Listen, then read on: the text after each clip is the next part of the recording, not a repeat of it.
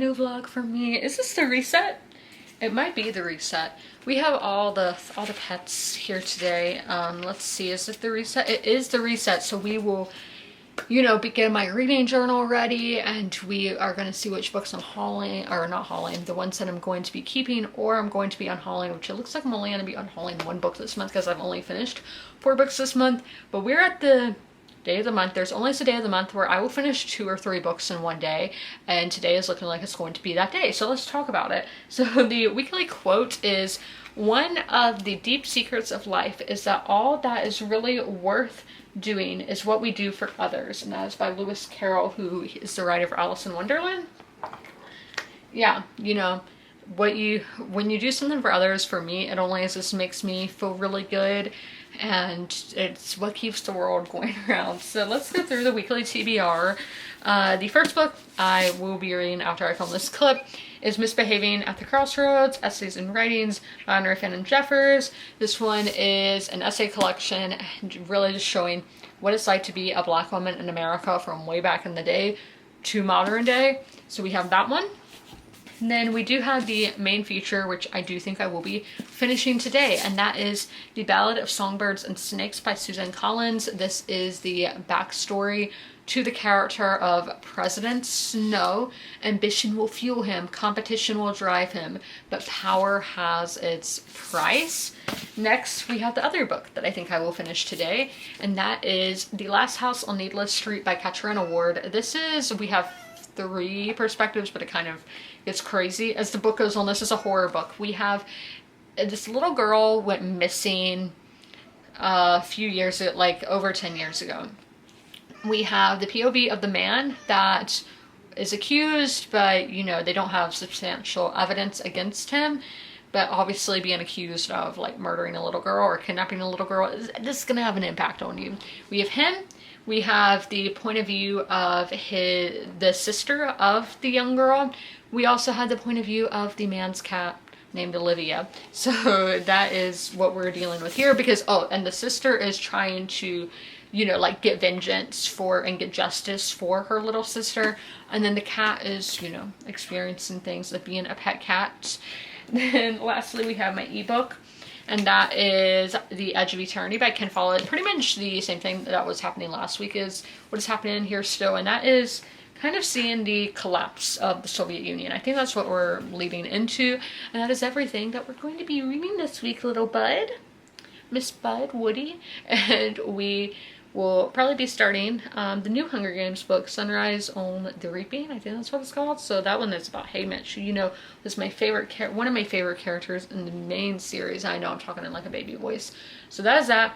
We're gonna get into reading now, because we are done filming our videos for the day. We gotta edit our videos, so because Monday is only so busy, and it's race week here, so NASCAR week is always just so crazy for me. I always feel dead after NASCAR week, especially Southern 500 week, because this is the week that is usually really hot. That's why everybody, you know, is in here right now wearing the AC. But yeah, it gets hot.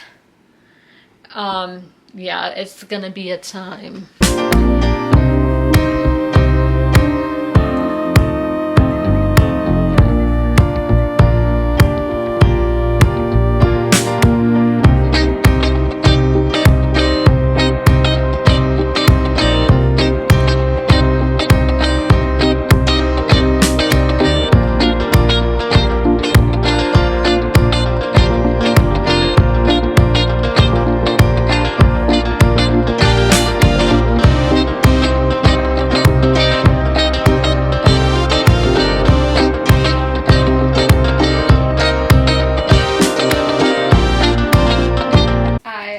Finished The Ballad of Songbirds and Snakes. So we are going to do Call Pal to find out what I'm going to rate the book. With Call Pal, we start with characters, and this is where I'm really struggling on what I'm going to rate the characters, because that was definitely, I think a lot of the plot fell back onto the character work. And I'm looking at my notes here. I have several pages of notes. My main focus reading this book was Corio, who is President Snow, going into his head, and unraveling how you make a tyrant. Sir Janus, the side character, he had a hero arc when Corio was on a villain quest, you know. Sir Janus, I didn't like. He annoyed me. I did not like reading about him. This is told in third-person perspective, which is something different from the original series. The original series is told in first-person perspective, and I didn't like the third-person aspects of this because it did get dual at times with the writing style, but we'll talk about that with the writing. But I do think that Susan Collins did a good job at developing this character, even if we're not really in his head. It's just, yeah, it's really... I'm going to go with a 3 off the bat because I was compelled by Corio. I'm not going to say I liked him. No, I didn't. But I thought he was a really interesting character to follow. But I did have some issues. But with the atmosphere, I'm giving a 5. I loved the atmosphere, and it was definitely my favorite part, seeing the Capitol from the point of view of a citizen of the Capitol, and really just getting an understanding of that place, of those people, because in the main series it's all in the districts, like the characters that we meet. So seeing the Capitol was really fascinating. Also seeing where the Hunger Games themselves stem from, how they are made into what we see in the first series. I really, really liked that. Now the writing, believe it or not, I'm giving the writing a 2. I did not like this writing at all. Very slow paced. Now I will admit, every paragraph, this is not a book you can skim. I did try at parts, but I was having to go back and read more. I think every paragraph has its purpose of being here, and that all these words are being used for a reason, but it was just a lot of actions rather than dialogue and inner thought, obviously. And we had just tangents that would go on for pages that, yes, he obviously has mental issues and he fixates on things, but just as a reader, I did not like reading that. I would just get really bored and it would be tedious to read about, and then the transitions were not done well. That there's never breaks in her chapters. That's the thing. There's never any breaks. These chapters can go up to be 25 pages long, which to me is excessive. But we would go from the zoo to, we would go home, he would go to bed, then it would be morning and we would be at school. And I'm just like, how did we get all that in that short time? Like, how did we get here? Like, it just, the transitions were clunky, if you ask me. So I was not a fan. And chapter 26 is really random here. It did not feel like Corio. Like, it felt like a whole different character. I thought that chapter was very strange. Speaking of chapters, I think chapter 30 is the most important chapter here and what ultimately makes the book. Now let's go into plot. As I said, a lot of the plot falls back onto the character work. I do think the plot was good, but I don't think it really asked the big question. So I would rate the plot whatever I rated it for Catching Fire. Let's see. I rated the plot in Catching Fire. Wow, I really did a 4. Okay, so we will rate the plot a 4. Let me switch to the right color here because I do color coordinate this if you were curious. With the plot, we have a lot. We do have questions like we have in Mockingjay and in the Hunger Games. And it just brings a lot to the Hunger Games in general, of how the Hunger Games are founded. One of the themes is like old money versus new money, which I think that kind of gets eliminated as the story progresses. But we see that both sides in war have their struggles. Even if you are a victor, you are coming out with scars. You are going to have baggage. War is not good for either side. It is not good for anybody, even if you win. We see themes of classism because we have the victors and how, or not the victors, the mentors, and this was something with the character work that I don't like the romance in here at all. I don't know if I'm looking at it correctly, but the power dynamics just, I don't like it. But there's so many things. We could have Stockholm Syndrome here. We could have both members in this relationship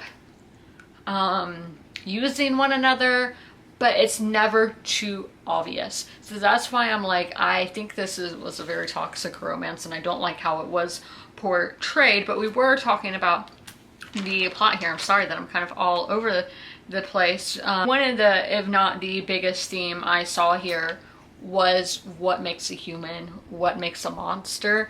Is there a difference? And is yeah, this is so that is this whole book of the plot. The point of this book is what made President Snow be a tyrant, be a dictator. How did he get there? I think that is a big plot point of humans and monsters and animals and what makes us human.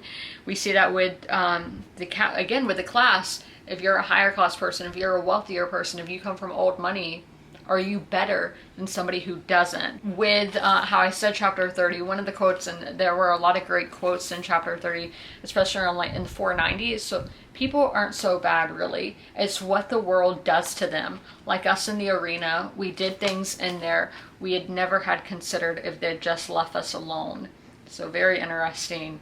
So intrigue, I'm going to go with a 3. We're going to go with a 3 for intrigue because, again, when it is so dense, so many words on a page, so slow paced, that is going to just hinder my reading experience.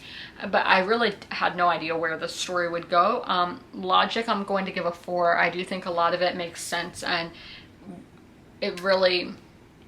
I can really get an understanding of how Snow became the person that he became the tyrant that he did, and I can also see why he believes the things that he believes, even if I don't agree with them, but I can see why somebody would be that way.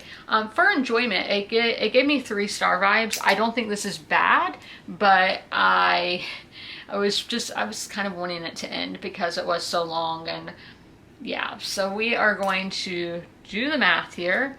We have 3 plus 5 plus 2 plus 4 plus 3 plus 4 plus 3 is 24 divided by 7, and this is getting a 3.42. That will go in as a 3.5, and therefore it will get a 4-star on Goodreads. But yeah, this is a 3.5, my least favorite in the series so far. And I have finished my second book of the day, which is The Last House on Needless Street by, on the audiobook it said Katrina Ward. I've been saying Katriana, but it's Katrina. So let's do Call Pal. This one I'm really like conflicted on, because if you do not read the afterword of this book is a fever dream, and you're like, what the F did I just read? Like, what was this? What was the point of this? And I don't think that you should have to read an afterword, an excerpt, to get an understanding of the story. I think maybe it'd be better as a prologue or something. But let's talk about the characters. Now, I never felt a connection to any of the characters, and I think Ted is our main character here. Now, Ted is somebody who I just felt weird towards. I was like, I feel uncomfortable, and I think for this kind of story you have to have somebody like this this is a horror book. It is listed as a horror.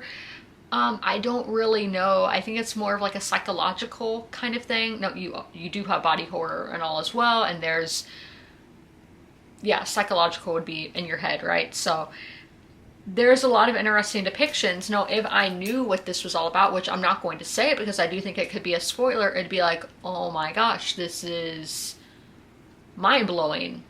This is very inventive, very unique. 2 is what's coming to head, even though I like, that's just what I'm feeling like putting. Atmosphere, I would do a 3, and I think this is the perfect time of year to read this because it is taking place during the summertime. It is in Washington State. A lake plays a big part in the story, and as I said, I did feel weird, I did feel uncomfortable, it did feel creepy at times, and that's what a horror is supposed to do. So I do think it did a good job with that. Now for the writing, yeah, the writing I would give a 3 as well. I didn't really have anything wrong with the writing whatsoever. I didn't have, okay, when I say I don't have strong emotions towards the writing, that means it's good. I don't hate it. It's not my favorite writing style, but I do think it was a well-written book. So there is that, but also, as I said, there was just so much confusion with everything that it was just a lot for me to, I just wish there was more clarity with how this story was told.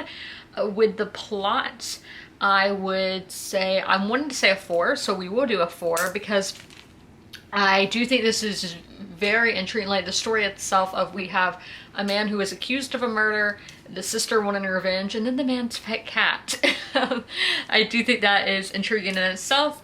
But again, with what this author was trying to do, I'm like, wow, that is a fantastic idea, but I don't think it was executed properly. Now, intrigue, I'm going to tell y'all, there was one point when I was reading this and I was like, am I reading a book about Ted Bundy? Our main character's name is Ted. He has a daughter and he is not with the mother. He is accused of killing or kidnapping a little girl at a lake. He had her arm before. I was like, am I reading a book about Ted Bundy? I'm not letting y'all know if this was Ted Bundy or not, because I'm not even sure. So to let y'all know, when I had that moment, I was just like, oh my gosh. So again, intrigue would be a 3. It was fine. I totally just wrote with the wrong color ink. Logic, I'm going with the 2, because I was just like, if I had known everything previous, I think I would have enjoyed it more.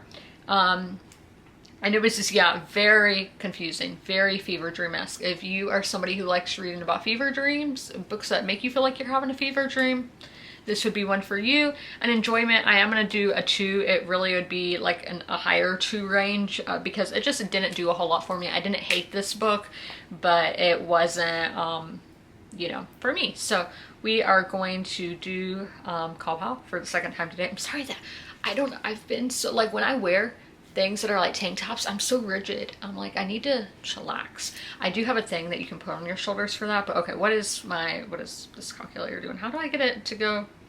Okay, I was like, can it start over? So 2 plus 6 plus 7 plus 4 has us a 19. We're going to divide that by 7. So we're going to give this a 2.75. We get a 2.71 when we do the rating. So no, I wouldn't really recommend it. I just think this book, what the author was trying to do, I don't think she hit the nail on the head. I don't think it was executed properly, but I don't think it's a bad book. It just didn't do a whole lot for me personally. And as I always say, reading is subjective. So just because I had a hard time with something, you might not have a hard time with something. So those are my thoughts on The Last House on Needless Street by Katrina Ward. I will not be starting a new mood read until September 1st, which is a week from today. So in that 9 o'clock reading hour, I will just keep reading in Sunrise on the Reaping. And I know I haven't told you all what this is about yet. That will be tomorrow when I tell you all about this book. But we have 2 purple books that we're reading now. We did have 2 green books, but we finished both green books today. So this was all for The Last House on Needless Time to tell y'all what Sunrise on the Reaping is about. All I know is Haymitch's backstory. Oh, and it's Tuesday, by the way. And I'm going to be reading it on my Kindle. I'm going to read outside today because it is 83 degrees, which is glorious. It's like my favorite kind of weather, my favorite temperature-wise.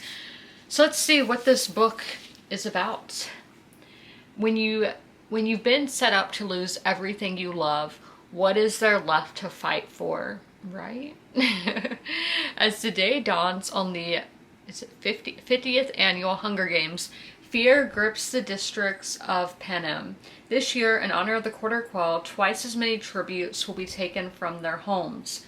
Back in District 12, Haymitch Abernathy is trying not to think too hard about his chances. All he cares about is making it through the day and being with the girl he loves. When Haymitch's name is called, he can feel all his dreams break.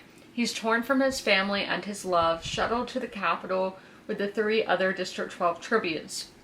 A young friend who's nearly a sister to him, a compulsive odds maker, and the most stuck-up girl in town. As the games begin, Haymitch understands he's been set up to fail, but there's something in him that wants to fight and have that fight reverberate far beyond the deadly arena. So that is what we're going to be reading about. And what is he doing over here? Is that just his tail that was going like that? But yeah, so Haymitch has been one of my favorite characters on Reread. Also, I started the Ballad movie today. I watched like the part one because the movie is split, like it's all one movie but it's split into parts. So that was basically leading up to the games. Yeah, it's good so far. Definitely Dr. Gall is very intriguing. Just and then like you can just see Corio is kind of like creepy, like you know, there's all fives with him, just with the eyes and everything. And I think in the original movie with Donald Sutherland, it's the same. Like in the eyes, he just creeps me out somehow. But yeah, I'm going to go change into a bathing suit to, you know, just soak up the last days of summer. I need to get something to drink, some water, and then head outside to read. It's time to talk about Sunrise on the Reaping. So I am enjoying it. So I got to page 82 in the ebook, which is 76 here, and the physical book, which that is 20% for those of you curious. We are going to go through my notes on my thoughts. So chapter 6 is what I got to, and I have found a way to see my annotations in a lot better of a way than I was doing previously. And my first one is Haymitch. His background is kind of like Gel in the original series, where his father died in a mining accident and his mother is the washerwoman, like the laundry, like she does people's laundry. And Haymitch has like a little brother to provide for and everything. So I thought that was interesting to see those similarities. I don't know if anybody else picked up on that. Oh, and this is our book club book. So if you guys want my spoilery thoughts, they are on Fable. So my Fable book club is linked down below if you guys want to see the spoilery thoughts. So we had this quote, and really on this quote or this page, there was a lot that I could have highlighted, because this is the second time this has come up in like 24 hours about you shouldn't regret something that you 100% cannot change. There's nothing you can do about it. So don't have anxiety about it if it's something coming up and there's nothing you can do about it. And two, if it's something that is in the past and it's already happened, you shouldn't regret it because there's nothing you can do to change it. So the quote from the book is, no way, and this is a popular quote by the way, no way to control the outcome of the reaping or what follows it. So don't feed the nightmares. Don't let yourself panic. Don't give the capital that. They've taken enough already. And I think, I mean, you can say your anxiety has already taken so much from you. So don't give in to it, even though it's really difficult, very difficult. Then another popular quote, I have to agree, and though I'm not a drinker myself, I'm glad to get the bottle. I think that is a bit of foreshadowing if you ask me. Another, these next several are popular quotes. So this one, well, half for the dead girl called Lenore in this old poem, and half for a shade of gray, which I found out the day I met her. And it wasn't one of Burdock Everdene's cousins, but I knew he had some distant ones on his ma's side. And then Clerk Carmine and her other uncle, Tam Amber, have raised her since her ma died in childbirth. Seeing her pa's always been something of a mystery. They're not blood kin, her being a Baird, I think is how you say that. Yeah, I just finished the movie for Ballad, and I give it a 4 out of 5. But the Covey look out for their own. Again, more popular quotes, and that's part of our trouble, thinking things are inevitable, not believing change is possible. And this is, yeah, another one where the whole page is really interesting of how you look at life, being like, there's always tomorrow, that's always going to be there. So if it didn't happen today, it can happen then. But then we're not always promised tomorrow. So can you really think of that? And that's just an interesting thing to think about, is save it for tomorrow, but what if tomorrow's not there? Then this quote, they have to keep it quiet because, okay, yeah, this was kind of about like LGBT relationships in this universe. So they have to keep it quiet because loving differently can get you harassed by the peacekeepers, fired from jobs, arrested even. So it seems like it is illegal, and I had never thought of it, to be honest with y'all. Like, I was like, people in the Capitol are probably doing all sorts of things, but in the districts, and my theory is, so, you know, people in the districts, it's poverty, and obviously in real world, LGBT people can have kids, they can have families, there's a lot of different ways. And so, one, I don't know if adoption is a thing in the Hunger Games. Two, like, they're not going to have, like, surrogates, IVF, like, you know, they're not going to have all that kind of stuff in these impoverished districts. So therefore, those LGBT people can't have kids, and then there's no kids, there's no Hunger Games. So that's my logic on that, but I don't know. So then we're introduced to our character of Astrid March. I think she's Katniss's mother. And then, y'all know this is Haymitch, how Haymitch gets into the games. I'm not gonna say, but I was just not how I expected at all. Like, when this reaping, I was just like, what? Like, I verbally expressed it. I'm like, what is happening here? This is crazy. So let's move to chapter 2. And this is obviously our first time having, this book is our first time having Haymitch's POV, and it is in first person. And so we have met Haymitch as a character before, you know, but we're seeing him from Katniss's perspective. But his voice, like, Suzanne Collins, like, nailed it. I mean, obviously he is her character, but it reads so much like him, like we see from Katniss's perspective. So Haymitch, I guess, is really himself. He's no BS, you know, like, he's himself, and I have just really loved getting this voice and the humor here, because he's very, like, sarcastic, dry kind of humor, and that's personally, like, my favorite kind of sense of humor. And I'm just loving, like, the banter between him and his friends. I'm really enjoying the tone of the book. And then we have just the reaping ceremony of them, like, for the TV, you know, and all this, like, orchestration that goes behind it, how they organize this, and it is crazy. And we're going to talk a little bit more about it. So another popular quote, crying, so she wasn't crying, or isn't, I cut that part off by accident. So Plutarch won't get his tearful goodbye, not from her and not from me. They will not use our tears for their entertainment. Another popular, that's when I see Lenore Dove. She's up on a ridge, her red dress plastered to her body, one hand clutching the bag of gumdrops. As the train passes, she tilts her head back and wails, her loss and rage in the wind. Even though it guts me, even though I smash my fists into the glass until they bruise, I'm grateful for her final... Again, I'm not going to go to the page because then it's going to get me all lost in my notes. But that was a popular one. I do think it's very symptomatic and beautiful scene there. We then go into chapter 3, and we're on our train heading to the capital, and we, you know, Haymitch, his survival tactics are kicking in, because he's like, I have to make a good impression on these people if I want them to like me, if I want their support, and if I want support in the arena from sponsors and whoever else, you know, you want to be likable. And I mean, we kind of see him give that advice to other characters later on. Another popular quote, in 50 years we have only had one victor, and that was a long time ago. A girl who no one seems to know anything about. Back then, barely anyone in 12 had a television, so the games were mostly hearsay, and so on. And then this one, stress the positive, ignore the negative, says Plutarch. Instead of 4 violent district piglets who hate the capital, Drusilla begins. And it's just, nothing is real. This is all we're seeing, propaganda. And that has been a big thing in this first 20% is propaganda. And especially, you can't trust anything on TV or on the internet, you know, you really have to do your research. But especially when this is something being pushed out by the government, with that agenda, you really have to be careful. Yeah, so it's a very complicated subject if we get into that, because I'm thinking of modern politics and all that, but yeah, even get into this world of AI, of not knowing what's real and what's fake. But in this, just how on TV, how something may seem that might not be how it really was. It's all manipulated to fit a certain agenda. And there's an apology from a capital guy.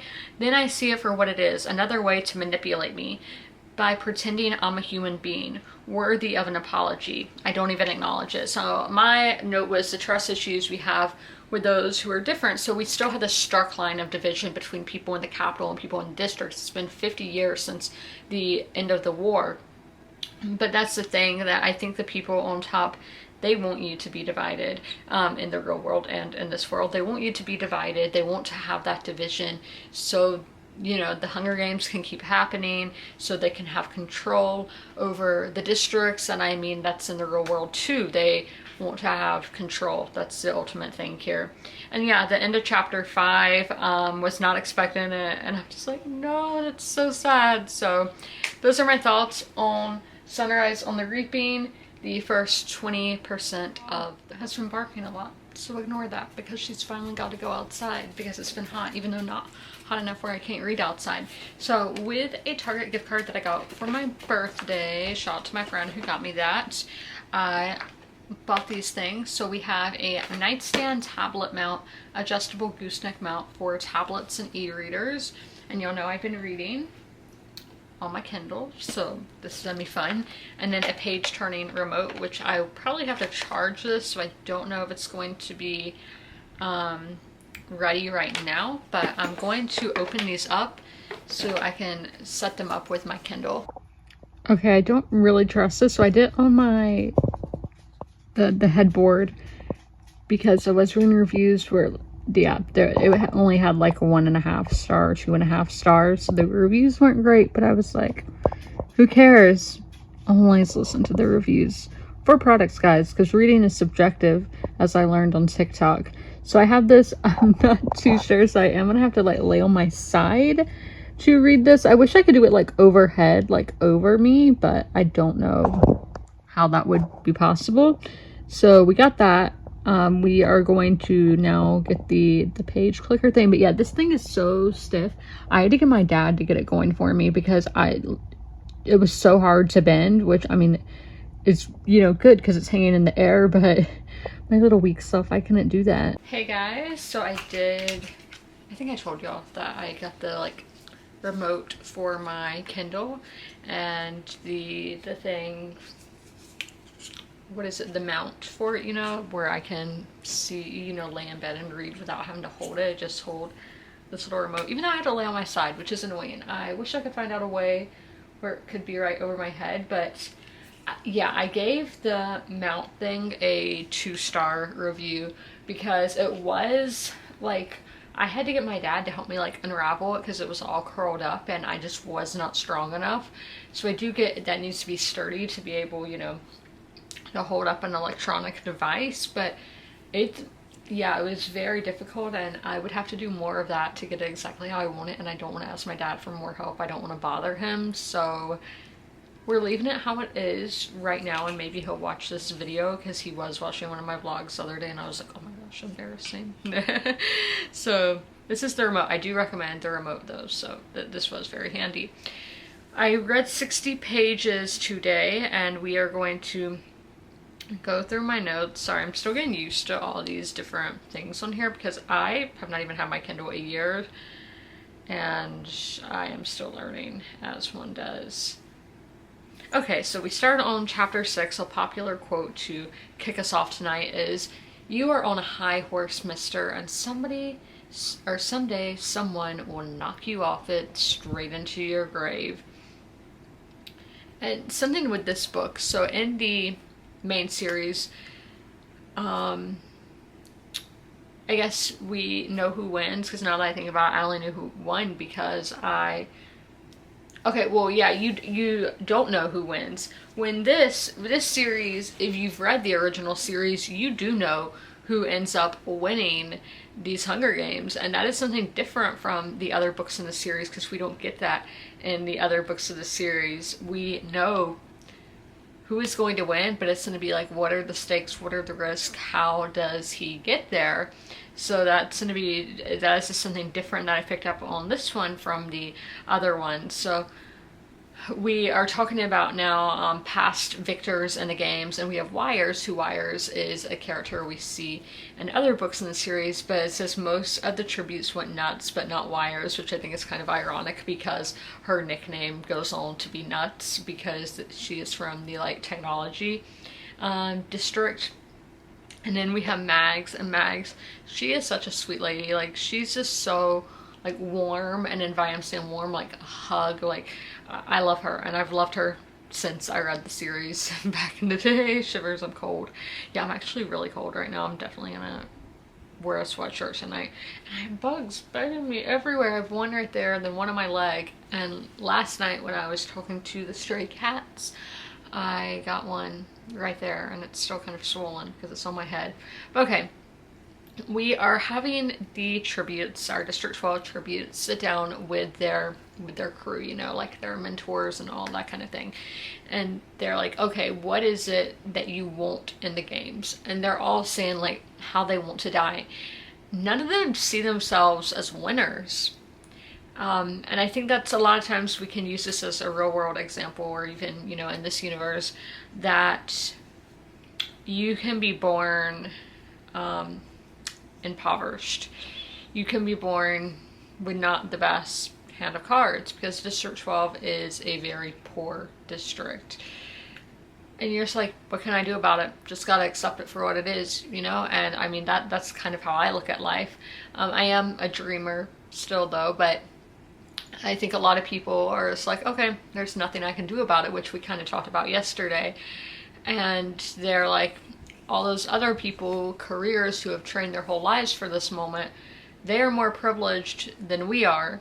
So they are going to be the ones to succeed. We're not going to succeed because of where we were born and what we were destined to in life, kind of thing, which is sad that they do see it like that. And then we have this theme here. I have to click it because what am I talking about? So it says, but the people in the capital aren't better than us or smarter.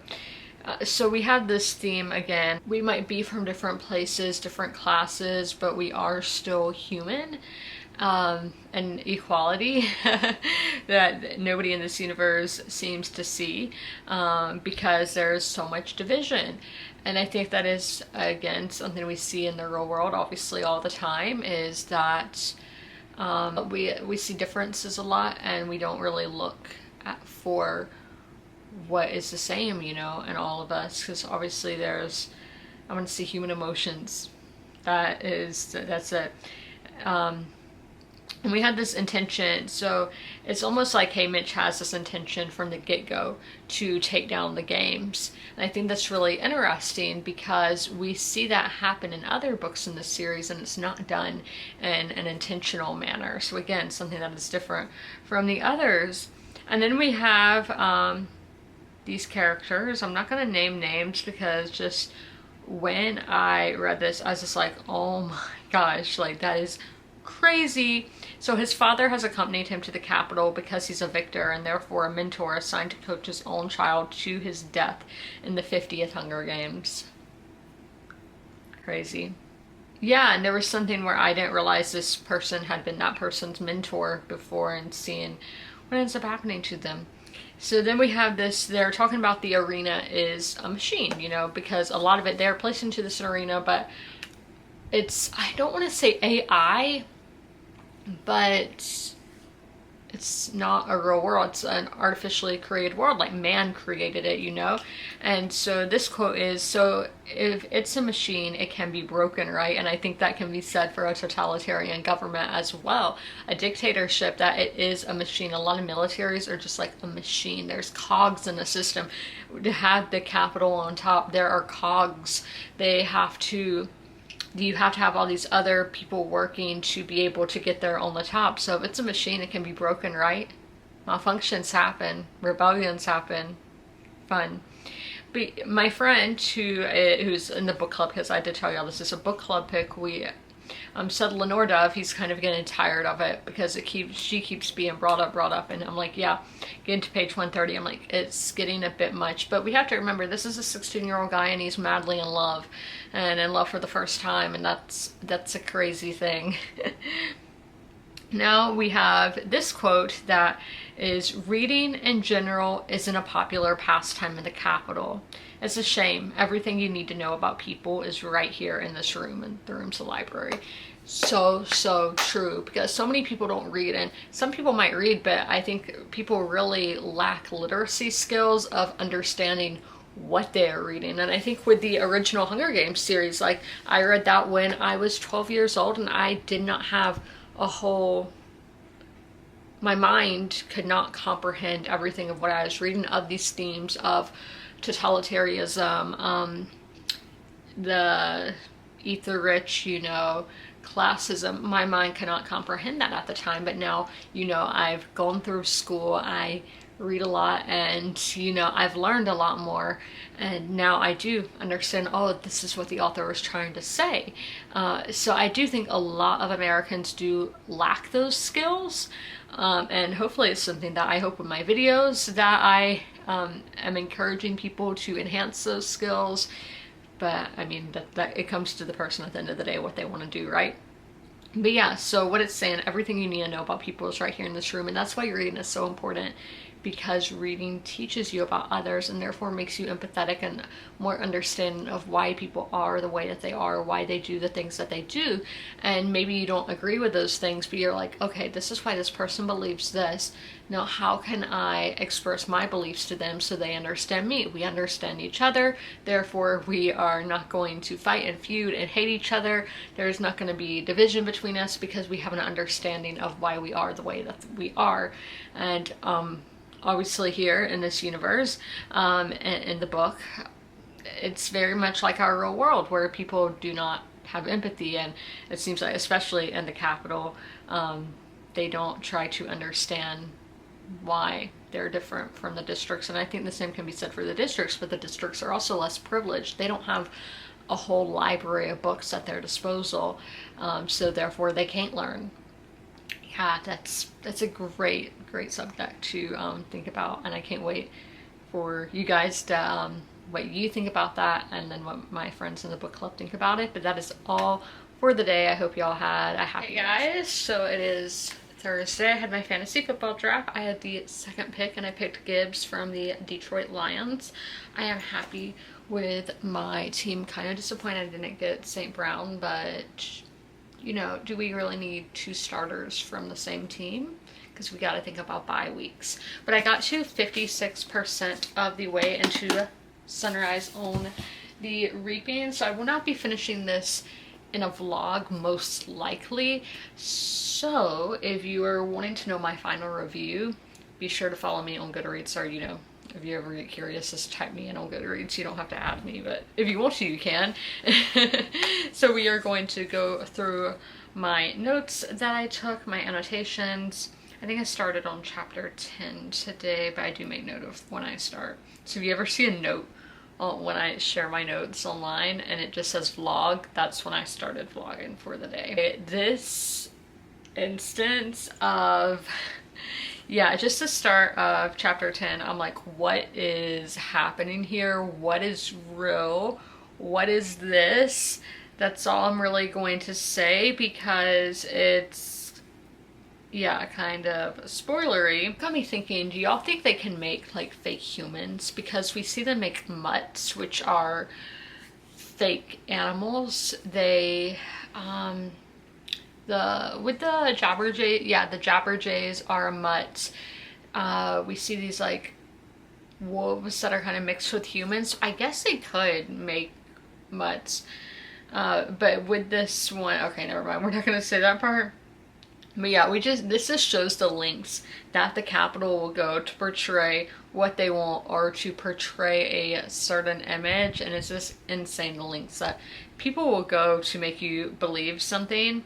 Now with Lenore, how I keep saying, she keeps getting mentioned and it is getting kind of annoying, but it's like she's his hope, you know, the light at the end of the tunnel, like, we got to get through these games and I can get back to her. So she's like that light for him. So it does make sense for somebody to have that being like, you know, to get you through that situation. And chapter 11, my brain's starting to get flooded as well. That is Hamish, and I'm like, yeah, when we have like people from District 3, that's the technology district, when they're going on their tangents, I'm like, that is me. I'm like, this is too much for me. I don't know what all this scientific stuff means. It's a bit of info dumping. I said that in Catching Fire with BT. I'm like, it's too much. But one of the things, how we were just talking about mutts, so I don't know if it wasn't the year previous, but a few years ago in the Hunger Games, they had these weasels in the games, and Haymitch just keeps bringing them up, like he does not want there to be these weasels, and I'm like, it has to mean something. Why did these weasels keep getting brought up? I don't know if this is going to be a future book or something, but we keep getting these weasel discussions. When they do like this thing where they put a score next to the tribute, the lady asked Haymitch, if you're making all these allies, are you fine killing these people? And he was like, why not, lady? You are. To one of the game makers. I thought that was funny. Now, here's a quote about mockingjays. So, something unnatural about a bird that's half mutt. Never thought of it that way. Some people think that's a victory in itself. The way they escaped the capital and survived. I'm just like, foreshadowing. But then we have a character make an appearance, and she's one of my favorites, so I was so excited. We also have Caesar Flickerman, who is another one of my favorites. Like, he's an icon, and the way he comes into his show.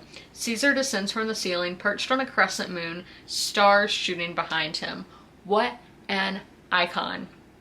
And then we have the careers are having their, you know, they're all being interviewed, but basic questions clearly never discussed. I'm like, that shows they're not a real team because they don't know anything about one another. This is a quote that I liked on or in chapter 14.